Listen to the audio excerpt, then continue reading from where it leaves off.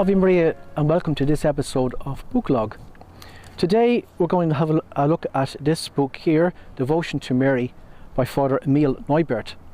And this is published by the Academy of the Immaculate, and it's the second in a series of Father Neubert's books issued by the Academy. Father Neubert intended this book as a follow-up to his previous popular book, My Ideal Jesus, Son of Mary.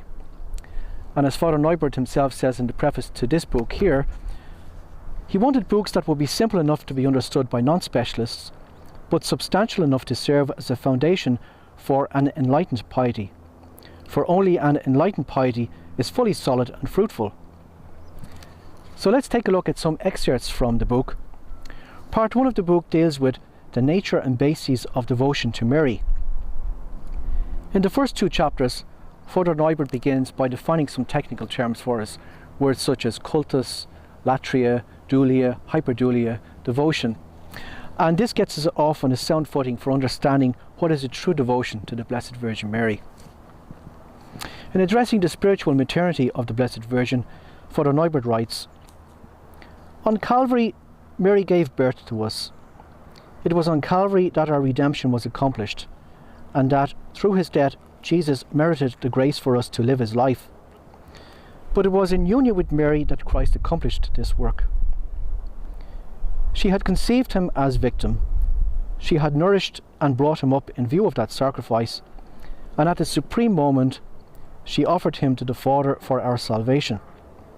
And she, ever virgin, who had known only joy in the birth of her firstborn, gave birth to us in pain and anguish."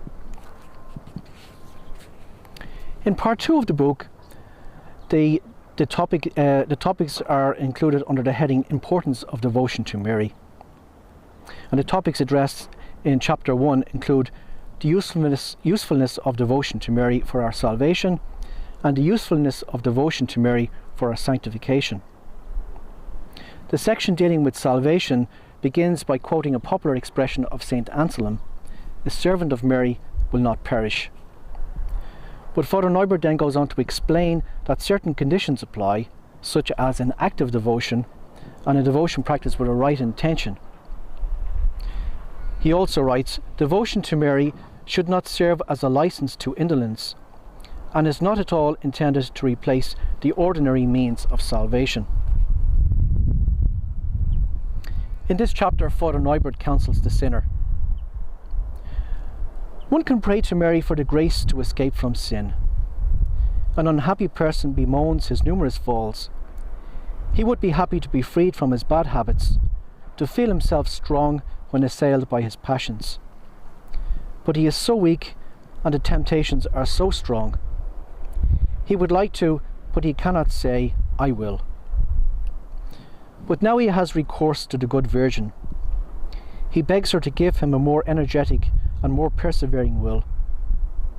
His devotion is evidently good, and if he remains faithful, his Heavenly Mother will obtain for him the grace of conversion and of eternal salvation. For others, Father Neubert counsels, one can pray to Mary in order to persevere in good. A faithful person, not merely content to honour the Blessed Virgin by some practices of piety and avoidance of sin, seeks her help to imitate her virtues still more. For this faithful person, devotion to Mary above all will be a sure guarantee of salvation. Part 3 of the book deals with the practice of filial devotion to Mary.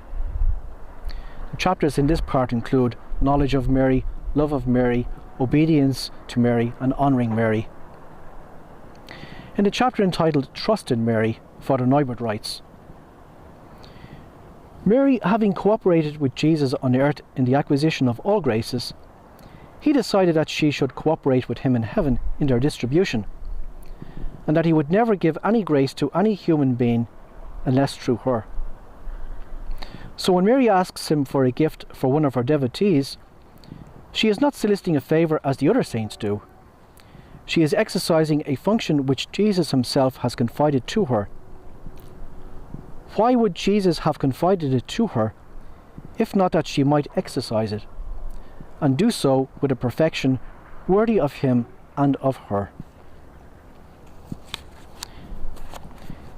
In a chapter entitled Life of Union with Mary, Father Neubert considers the union of Jesus with his mother, including union of thought, union of feelings, union of wills and action.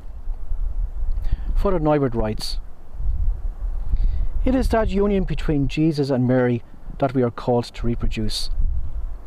Anyone who neglects union with Mary easily loses sight of his other duties towards her, so it is very important to make constant progress in that union."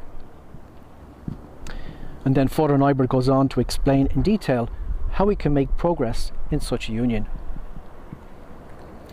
So this little book, it's 230 pages, and it's an easy to read book. It's a popular style, and it treats of a foundation of a sound Marian doctrine, and it's suitable for priests and lay people.